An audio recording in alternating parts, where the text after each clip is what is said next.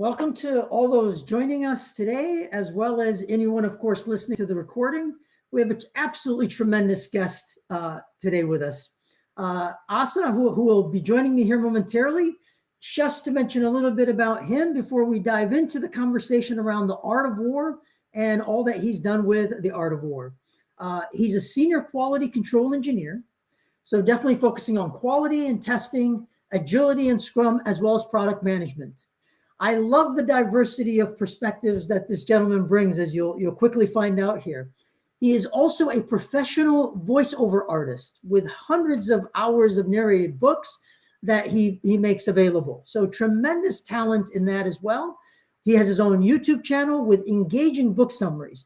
You have to actually listen to him and watch it. Absolutely captivating in terms of the book summaries. Absolutely love them.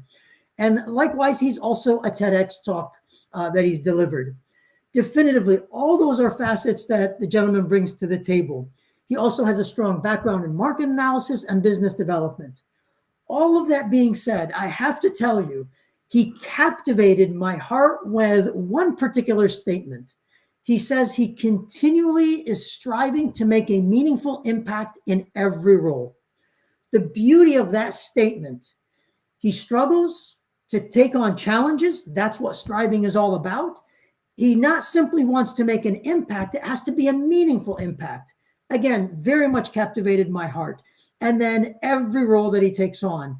So thus, every opportunity that he finds himself in truly is an opportunity to strive and make a meaningful impact.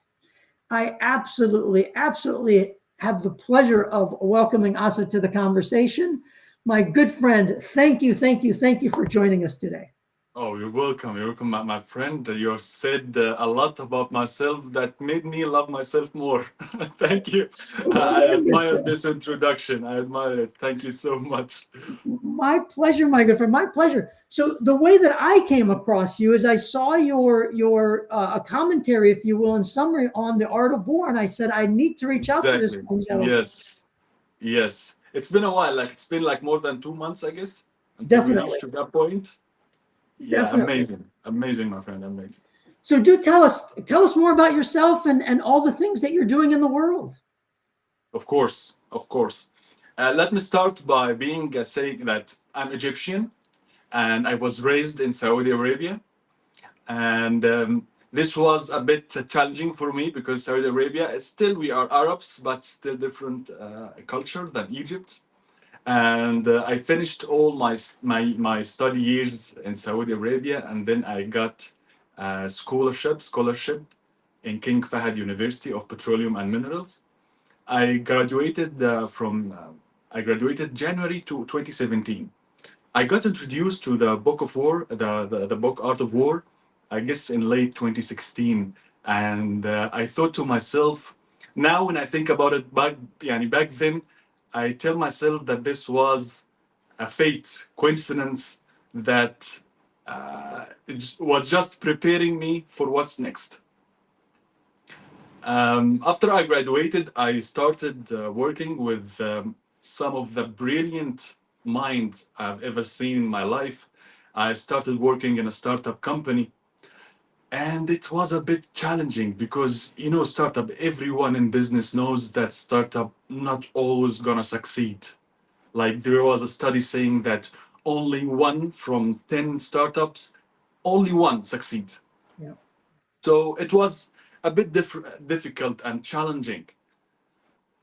During this period, I tried to reintroduce myself to the book, The Art of War, and try to get, um, the motivation that I need, the mindset that I need to shift to, so that I can cope with the challenges.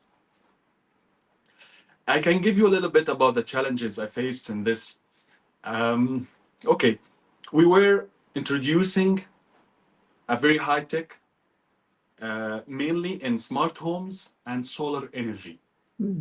Solar energy, especially, I found challenging with because Saudi Arabia, it's a Gulf country, it's a rich country. Even back then, it was richer than now. and talking about electricity and just saving up some bills for future. And if you get if you get this system, solar energy for 100K, for example, you will be having the return of investment or the ROI after how many years, I don't know. So this idea wasn't that appealing for people when we discussed within the system. It was difficult. At the same time, the company located in a place called Al-Ahsa. Al-Ahsa, it's not a village, but it's not that modern as well. And the high-end clients that we are targeting are not in that region. So I targeted another city, which is called Al-Khobar. Al-Khobar, it's like a coastal city. It has a very high-end clients, people with the luxurious mindset that would accept the idea of smart home, the luxurious lifestyle. And so I had the challenge here, the challenge here, because the distance between Al Ahsa and Al Khobar is just like 120 kilometers.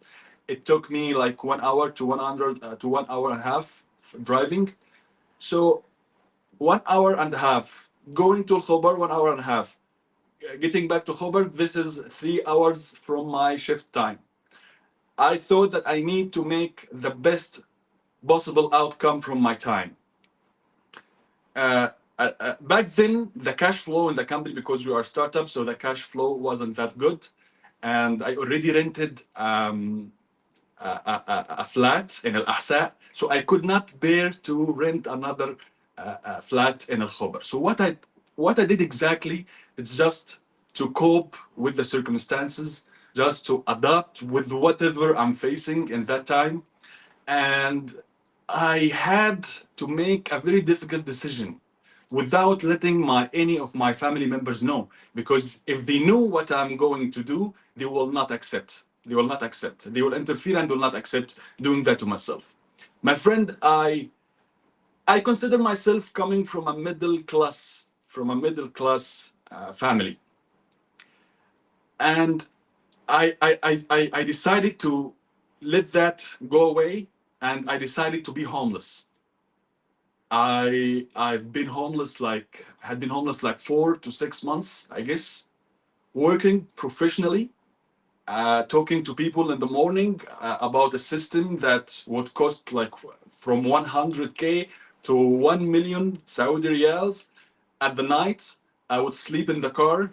I would sleep in mosques, and just with the hoodie on my head. I just don't want so people that know me that I'm doing that, because I have a dream in my mind. I have motivation that I want to make something out of this business. I want to grow. I just don't want the people in Ahsa or in Khobar to know me, to know my company. No, I want to grow even bigger on Saudi Arabia, on the Middle East region.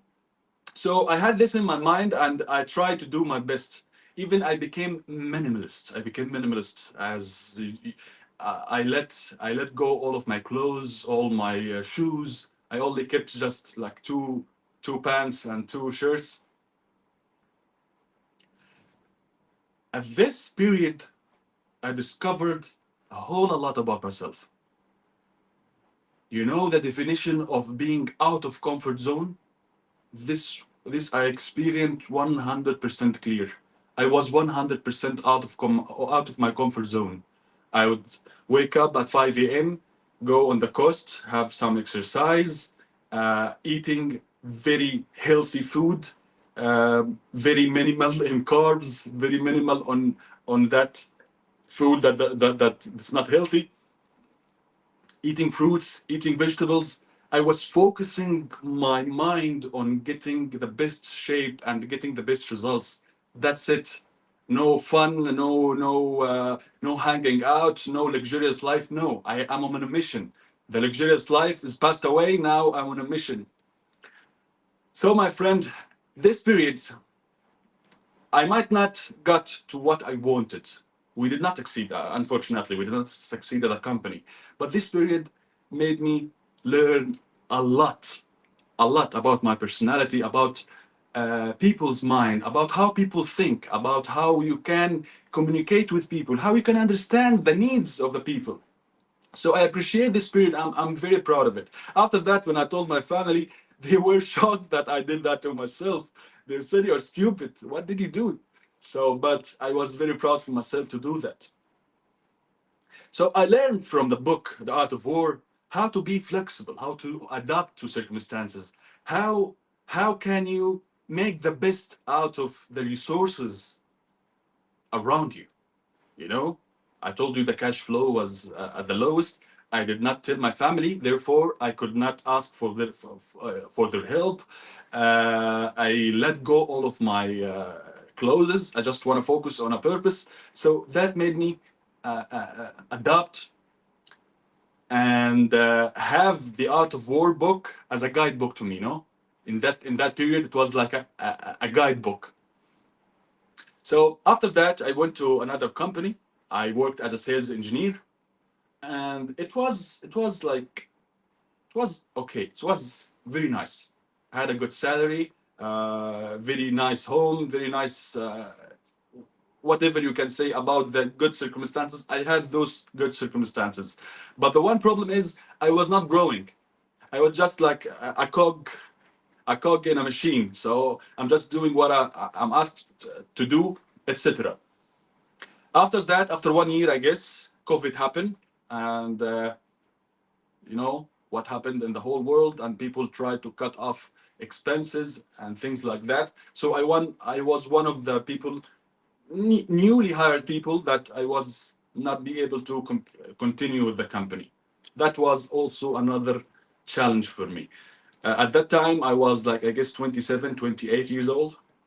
I wasn't married yet. I had a lot of emotions. I had a lot of downsides. I have a lot of negative emotions, as you can see. But I continued, and I'm always keeping in my mind that I need to go back to Egypt. I need to go back to Egypt. I need to have a good start. I need to get married, have family, have kids. But still, I could not go through that path confidently, because as you can see, I was born in Saudi Arabia. I lived my whole life in Saudi Arabia, but I did not have their citizenship. And in Egypt, we have the military is obligation. We need to serve. You need to serve in the military. Back then, when I was 27, 28, I was all to go to the well, I said to myself that I could not go to the military because you are old. All the people there are just fresh graduates. They are younger than you for many years. Circumstances in the Egyptian military is very hard. They teach you how to be disciplined. They try to mold you in a different shape, which I thought to myself, no, I don't have this flexibility. I cannot survive in this atmosphere or in this environment. So I had this fear of going back to Egypt, and at the same time, I want to get married. I want to have a successful life. COVID happened. Everything just collapsed in front of my eyes. So I gave it another shot and worked as a sales engineer in a company, working in just another type of technologies. And then I said to myself, no, this is not who I am. I don't want to continue in this situation. I don't want to be a sales engineer. Actually, sales engineer, with all due respect to all people who's working as sales, but I discovered that it's not me. I worked like 3 years in sales engineer, and what experience I gained from this industry, the only output is that it does not work for me. That's it. I came out with this conclusion. So you have here 29, 21, 28 years old, found out that what he's doing is not his passion. He's not married yet. He needs to do a lot. Yet, if he came back to Egypt, he's gonna be stuck in the military and cannot do anything of what he's dreaming of. I remember that day when I sat down on my office, on my desk, and got a pen and paper. I wrote down everything that came in my mind, all the worries, all the threats that I feel, and I had to be honest with myself, transparent with myself, and I made a strategy, I made a plan. Okay, first, you don't like sales engineer, you want to shift career. All right. So I had to go through what career would you want to go. After many fails and the trials and error, I discovered that I want to continue as a software tester or a software quality engineer. And I just, my whole spirit went all focused on the software industry. I tried to learn some programming languages. I tried to learn the testing techniques, etc. And I said to myself, okay, this is your plan. You're going to Egypt. You're going to apply for to the military. They accept you or they refuse you. And whatever happens in the military, it will pass. It will end. Even if you are 60 years old, not 30 years old, you're going to finish it up. And then you're going to get married and start your career that you are planning for right now. Actually, I had a lot of doubts because you don't know the future. Always you have someone in your head that tells you, no, you are going to fail. you need to quit right now. You are going to fail. But I tried to challenge this idea. And actually, I started studying for software testing. I went back to Egypt. I faced my fate. I went to serve in the military. And I guess I spent like 1.5 years. It was a bit difficult at first, but then I found myself and I really discovered a lot in myself that I could not even knew that it wasn't me. I discovered another whole personality, another whole person. Because, my friend, sometimes people think, oh, I am very kind. I am very generous. If someone asks me to do a favor, I will do it. No problem. Sometimes you talk about yourself and you believe yourself that you are that person. But when you are put in a certain circumstances, you're gonna see a lot different output than what you had in mind. So I thought that I couldn't do it. I thought that I'm going to be defeated, but actually it went the other way around. I had a good relationships with people. I had, and this good relationship allowed me to do a lot of stuff in the military, and what they say, they paved the way. They paved the way for me to just finish the military year and a half, and get my certificate with good standing, with very good standing. So at this period, actually, I couldn't study that much. But when I take vacation, I try to remember what I have been studying about software testing.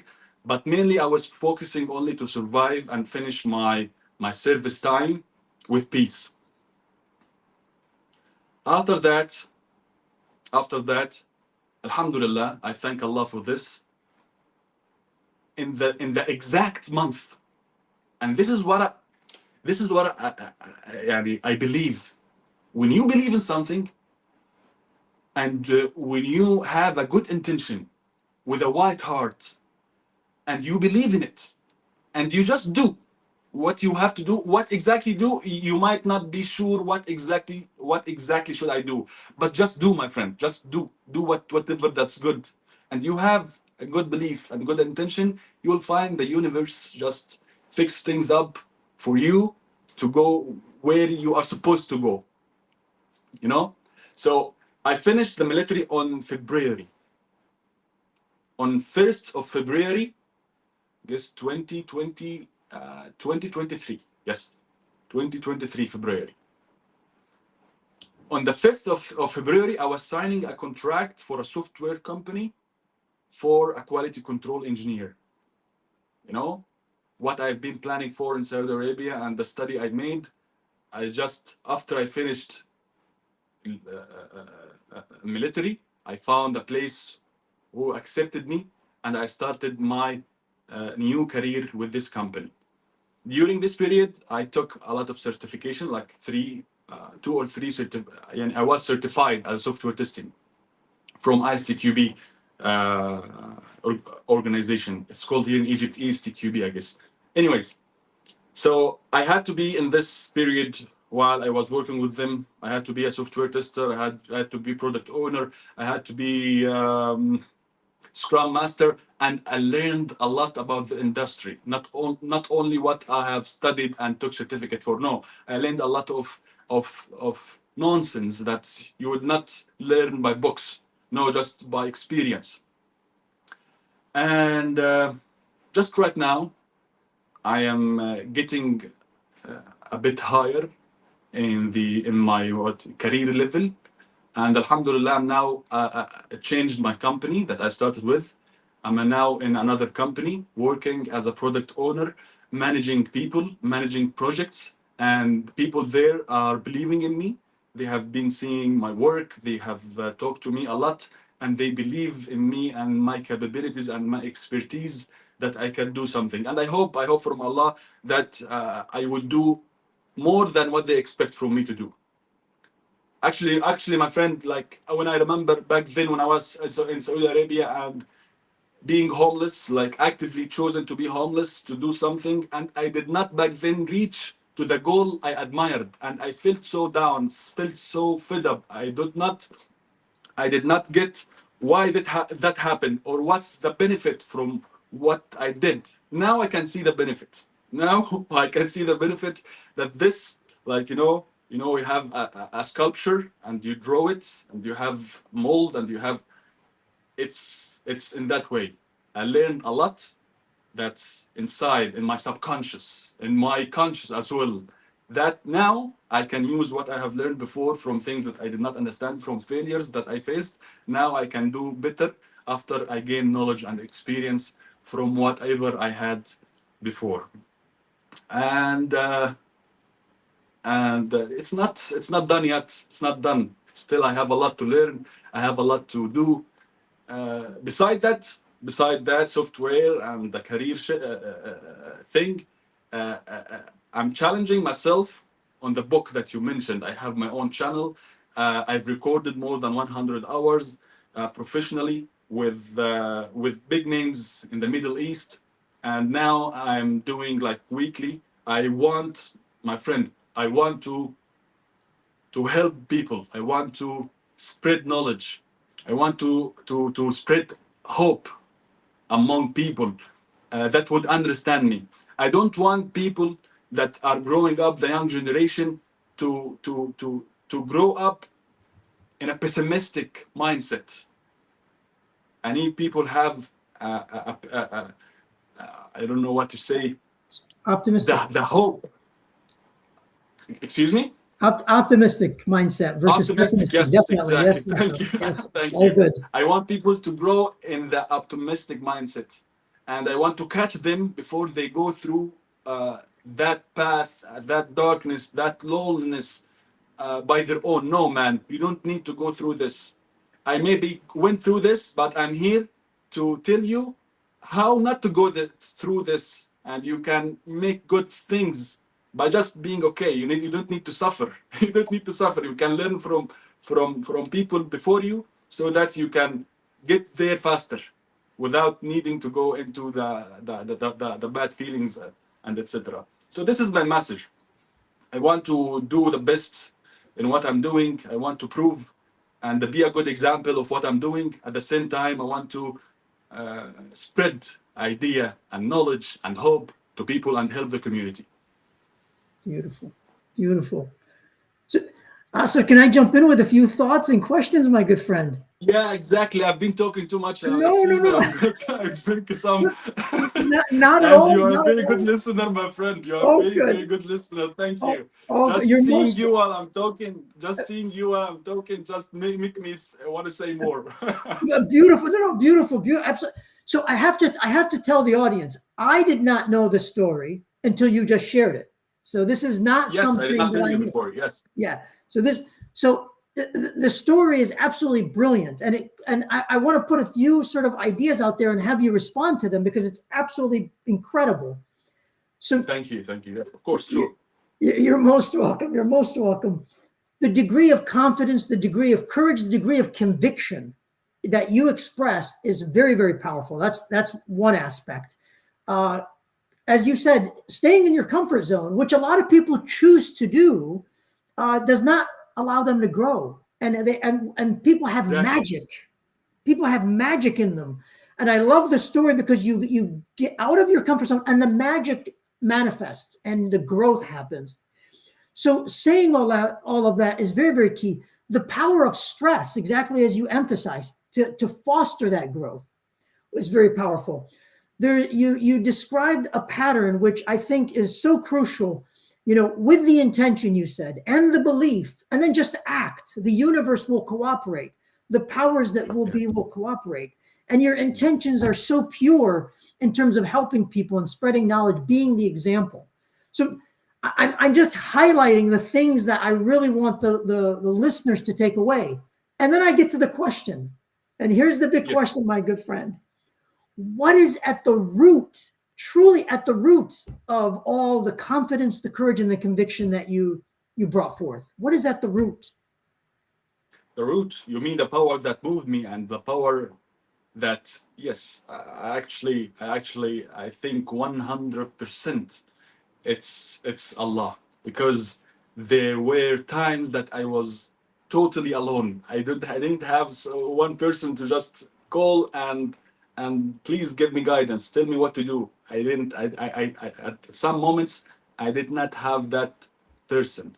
What I believe, my friend, that everyone who's living, they should be living for a purpose. I'm not only living to just wear good clothes and eat healthy food, go to exercise, have fun with my friends, go to work, come back and sleep, and that's it. Actually, when I look at life at this picture, I get depressed. Because what's next? I'm gonna die. We all gonna die. So what's next? What's the purpose? What's the whole purpose of just being the most successful person in the whole world? And then what? You're gonna die. This idea itself make me very depressed.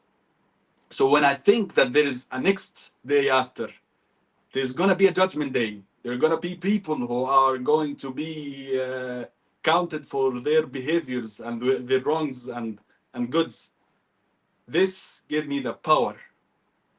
This idea gives me the power, the energy that make me work. If I believe that if I don't have this idea, I might be suicidal. I might be suicidal, because what's the point? What's the point of living? So believing in Allah, believing in His message, believing in His judgment, and trying my best to hold this belief and make it bigger, is what led me to what I'm saying to you. And I hopefully after 10 years or something, we can have that talk again, and you find both of us in a bigger places, doing more influential impacts. Inshallah, with everything you're saying, my good friend, it's an absolute tremendous. And people struggle continuously, and the thing that I really again want to highlight is you don't shy away from the struggle. It's a struggle, but it's a purposeful struggle, in that there is a power that we are serving that is greater than ourselves. Exactly, 100%. Excellent. So in all of the journey, the art of war and the journey continues. The art of war is definitively present in what you do and how you express yourself. Yeah, exactly. Yani, you have a broader concept of living for a purpose. You have another day after, but still you need tools to function in the lower what they say in the lower level of life. You need tools to prepare your mind, to prepare your action based on the Art of War book. One of the biggest tool, I told you, in a period of my life, it was a guidebook. I read it every day, and I try to even listen it as an audiobook. And the strategies they have, the principles that it has, it just enlightened my mind in a way that made me think out of the box. Because the box that I was living in, no, you are a complete failure.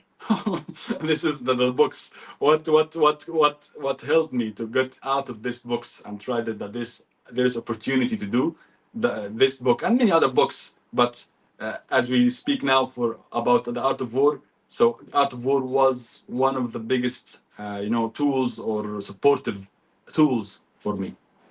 Excellent, excellent. And also, as you just mentioned, and I reflect back on the conversations that the community has had around the art of war. One of the main things that I emphasize is I said the art of war is foundational, but it's not core. And you've exemplified there's something deeper, exactly as you just said, that is core. And the art of war is a tool. Exactly. It's foundation, but it's not core. And I love the way that you're communicating and exemplifying it, my good friend. So thank you again for that, Asser. So, you're most welcome, my friend. So I want to ask if you reflect back on some of the things you've shared, what are some of the tools that you leveraged from the art of war that people that really, if you will, came in handy as you have continued the journey? Yeah, first thing, I need to understand people, because being away from people, that's not good. Being away from people and try to live in your own mind, that's not good. You need to interact with people. You need to understand their needs. You need to understand their concerns. So that book made me understand this very well, and believe that I need to do something to understand people more. We are like 8 billion on earth. Everyone has his own mind. Everyone has his own needs, his own priorities, his or her, of course. And I needed to understand people better during my life. I needed to understand people better. Also, during after COVID happened, I remember that I was seeing a video, I guess, and it was talking about the art of war. It was talking about strategic planning, and etc. And I said, "Oh, okay." I returned back to the book and I learned more about strategic planning. And this is the time when I told you just a few minutes ago. I sat down on my desk, brought pen and paper, and tried to be honest with myself, confront myself. What are my needs? What are my fears? And what I need to do. So I brought this all up in a paper with the guide of the art of war and this principle, which is strategic planning. You cannot go every day just randomly. When you wake up, when you open your eyes, you need to know what you're going to do. What are you going to do during this whole day? And not only that, you need to know what are you going through next month, next year. So my friend, like having this strategic planning principle thing into my life has helped me a lot to prepare for my life. Excellent. As I always like to say, we're students of human nature, and Exactly. and that's very, very key. And I think one of the key words that you're emphasizing that goes from the human nature aspect into the strategic planning and the strategic viewpoint, if you will, is the whole notion of being honest. Because quite openly, a lot of individuals, a lot of teams, a lot of organizations are not honest about the reality that ego, my friend. Ego. This is ego. This is the problem with the ego. People will have higher ego. They got blind, and they want to say, "Okay, I'm the best person on the whole planet." I'm not weak. No, man. You need to face yourself. You need to know that you're weak. You need to know your weak points. You need to know that you're not perfect. Even though you are seeking perfectionism, you're not gonna be perfect. You need to understand this. Hence, you need to be honest with yourself. Yeah. If you really want to get clear results, you need to be honest with yourself. Because no one cares. No one cares to tell you, okay, Asser, you have this problem, my friend. You can fix this, you can fix that. No one, everyone is busy with his life. No one's gonna tell you that. So you need to be honest with yourself so you can help yourself. Very, very well said. So how about situations that you can share with us where definitively honesty with oneself, but helping people recognize and gain the awareness that they need to be honest with themselves? Any sort of stories that you can share with us that demonstrate how you've leveraged some of those insights?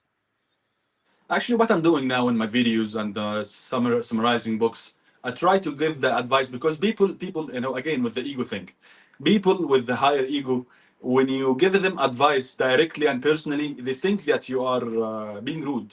You don't accept it with a welcoming heart. Just few people would do. So what I'm doing now, just I make it publicly. You know, I have some advice, I have some message to send, I have some message to spread. I do it on my channel. If you want to listen to those advice, if it matches with you, come, my friend, you are welcome. See what I'm providing, see what I am offering, and watch what I'm offering. But now, what now? I don't. Before on past, I was very eager to go to the person and try to advise them. But I came to a conclusion that's not the best approach for people. People don't like people to give them advice. So what I'm doing now, I'm doing that publicly. Unless someone asks me for an advice, I try to go and confront him. As long as he asked or she asked, I can now give advice and I can now help and I can now have your hand and go together to what you want to go. And that even helped me to focus my energy more. When I focus my energy more, so I can be more productive. Very well said. And it truly is, and that is a direct lesson from the art of war. Rather than using direct, it's the indirect. It's leveraging the indirect to be able to communicate to even more of a massive audience, quite honestly. Exactly. Being indirect, because people being passive, another word, passive, not active, because people don't like to just be confronted and just give them in the face just away. People don't like to be, there's another word in English, but I don't remember. People don't like to be frankly honest or being crystal honest, you know. So exactly, just be like passive, be indirect about it. People would love it. Even people would love to hear more about this, you know? Very well said. Very well said. So, also, do we still have you? Oh, there we go. Yes. Excellent. So my good friend, I want to kind of orient us toward the future and your vision, your thoughts relative to the future. Help us. Where are you off to next, and what will you be focused on as you continue to do your great work? Hello? Oh, can you hear me, Asser? Can you hear me? Can you hear me? Hello, Sai. Yep. Can you hear me? We can hear you, but can you hear me? We can hear you. Sai, are you here? I can hear you.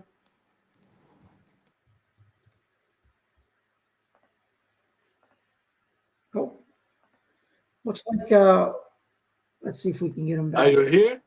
Can you hear? Yep. Can you see us? Can you hear us? I can hear you. Yes, I can see you now. I'm sorry, Okay, bad connection. I'm sorry. Not a worry, my friend. Not a worry.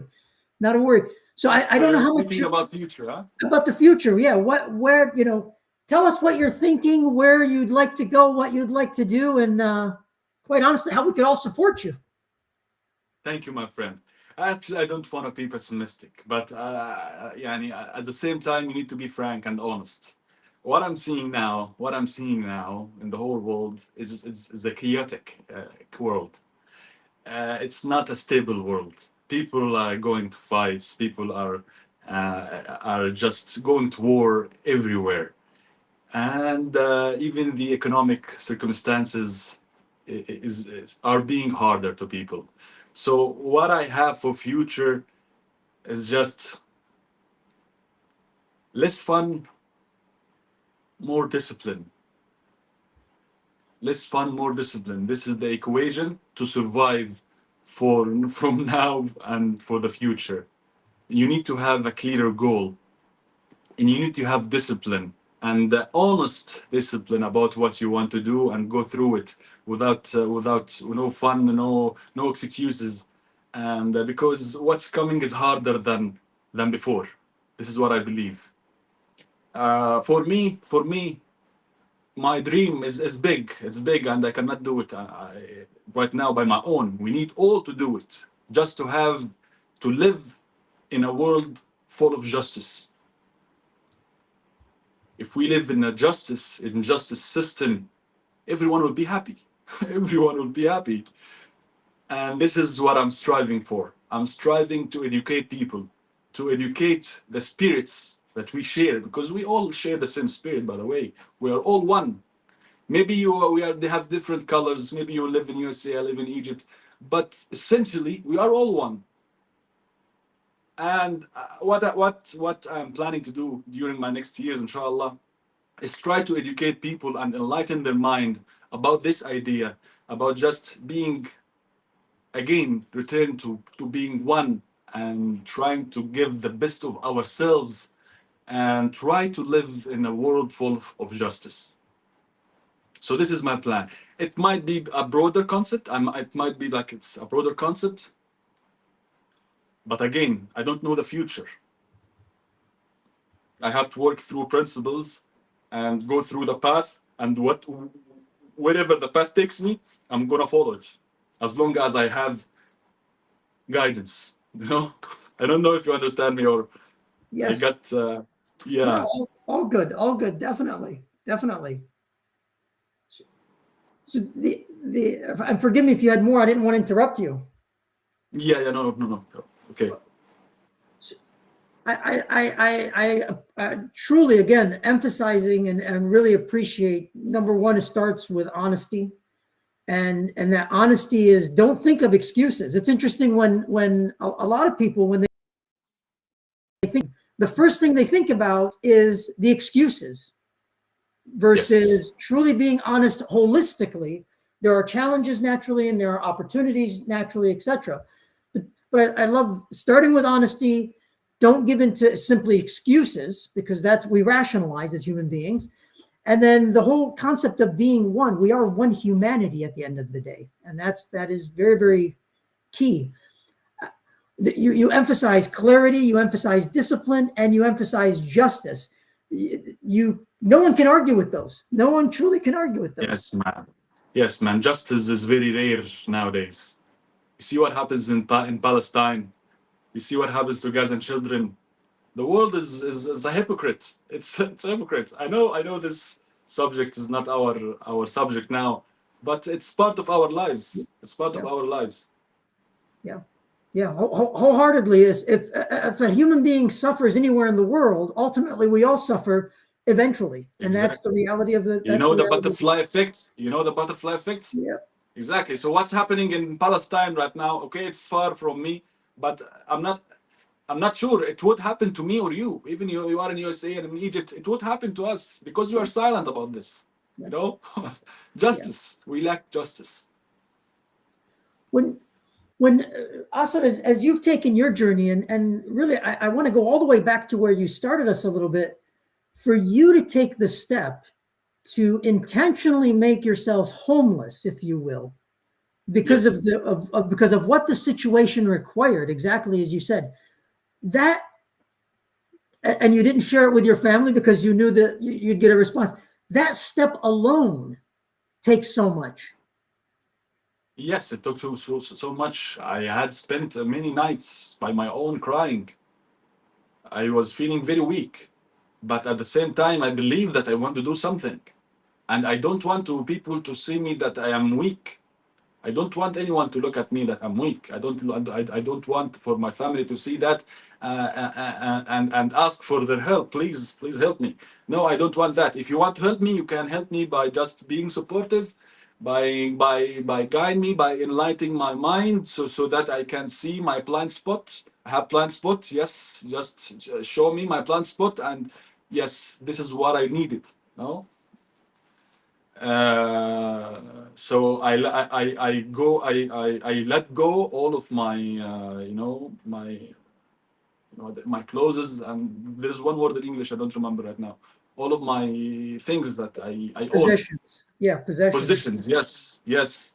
I let most of them away. I just went to minimalistic approach, focusing only on one point. I want to reach something. I want to improve something. I want to get my company and myself in a higher stage. The reason I wanted to go all the way back is exactly to the journey that you've been on. It truly demonstrates that belief is stronger than knowledge. you believed in something, Exactly. you had the conviction, and you proceeded. And bringing it back to the whole concept of justice, if we as a human race, if you will, are willing to make the right sacrifices as you did, then we can achieve greater justice, we can achieve greater harmony, we can achieve whatever it is that we wish to achieve. But we have to be prepared to And make those sacrifices. exactly, and I think this is not an option, my friend, and you can just correct me if I'm wrong. I think this is not an option. I think sacrifice is a part of the equation. I think it's and it's really clear. Yeah. If you want to reach something, you need to sacrifice. And whatever the sacrifice is on the whole different levels, you can sacrifice not eating candy, you can sacrifice not sleeping well, you can sacrifice your own time, you can sacrifice your money. It's all sacrifice on the whole level. But at the end, you need to sacrifice if you want to reach something, if you want to make a change. I think it's scary for most people that I need to sacrifice something. No, I won't. I need to be in my comfort zone. I cannot. I will die. So this is just not real. Not real. You'll not die if you got out of your comfort zone. You will not die if you sacrifice. Maybe you'll get in pain. Maybe you'll not like it. Maybe you'll feel negative things, bad. But at the end, this is the path. You need to sacrifice in order for you to have a meaning, impactful, deep change. Otherwise, we're just chit-chatting and we're just having some fun and you're just... Yeah. That's what I believe. Yes. Yeah. Yeah. And honestly, I mean, Asser, when I work with clients, if you will, everybody has a want. Everyone wants something. The questions I ask is, okay, what do you need? Exactly like you said, what do I need to get what I want? And then the next question is the one that people pause. What are you willing to give up? What are you willing to let go of in order to move? Yes, and surprisingly, and you can correct me, you'll find most people are not willing to do what they are really want. Exactly. Wholeheartedly. The aspect of struggle, embracing the struggle, the aspect of sacrifice, all of these come together. I want to ask sort of two more questions. I know our time is limited, but I want to ask kind of two questions in particular. Yes. When, and I said this in the introduction, truly, when I read your bio and I came to the lines, continually striving to make a meaningful impact in every role, that is so powerful. Any sort of thoughts or elaborations to that statement? Yeah, man. So you need to live with purpose. This is what I mean. It's not about just going to work, riding a fancy car, wearing expensive clothes, having like the best iPhone, the latest iPhone, and it's not about that. This is depressing. Actually, possessing a lot of things, it directs you to depression. You need to have purpose. And the true purpose comes from what's out of this world. Yeah. The true purpose comes out from things out of this world, which is, the higher power. Yeah. Allah. For me, it's Allah. Yeah. So this gives me purpose. And when I have purpose, I have the energy to do the best, whatever I'm doing, even if I was sweeping the street, even if I was serving food for people, even if I was just driving people from one point to another, whatever I'm doing in my life, I need to have purpose so that I do the best in what I'm doing, serving the people the best way I could do. So this is my mindset. I need to do the best in whatever I'm doing. So sometimes I feel failure. Sometimes I feel down, and I accept that. I'm not a Superman. I'm a human. So sometimes I get down. Sometimes I get negative. Sometimes I give negative impression to people. I understand, but at these times I just to hide myself away from people until I recharge and come back with the message, with the mission I have in mind. And that's life until I die. And hopefully I die on these circumstances while I'm trying to do my best, not when I'm negative.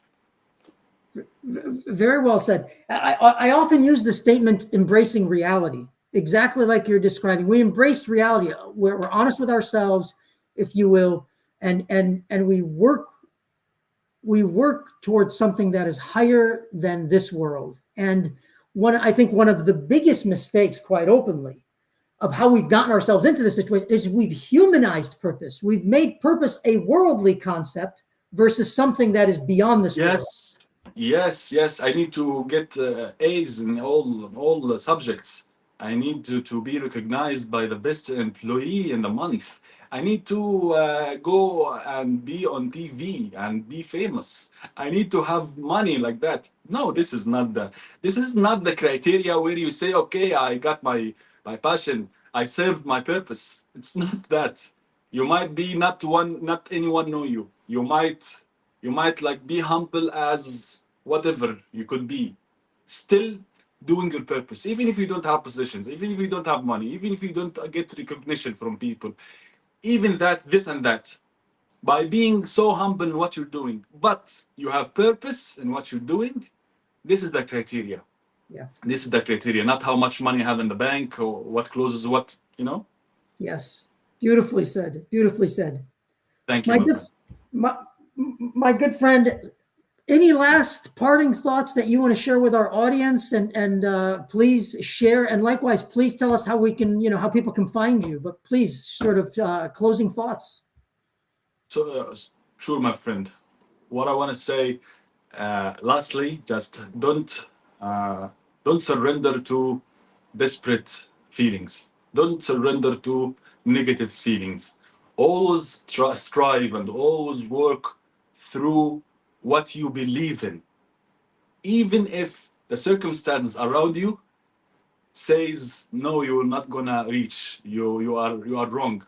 As long as you believe in something, you just don't surrender to the bad negative feelings and move forward and do the good things with good intention and what heart, and you will reach there.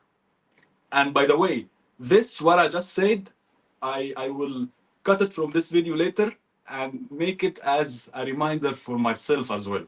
So we are human, we forget, we all know this, but we need people to remind us from time to time about why we are living here. What's the purpose of what I'm doing? So that's it, my friend. And I thank you very much for this chance. It was very my pleasure to speak to you, and you enlighten me, and you give me very good energy.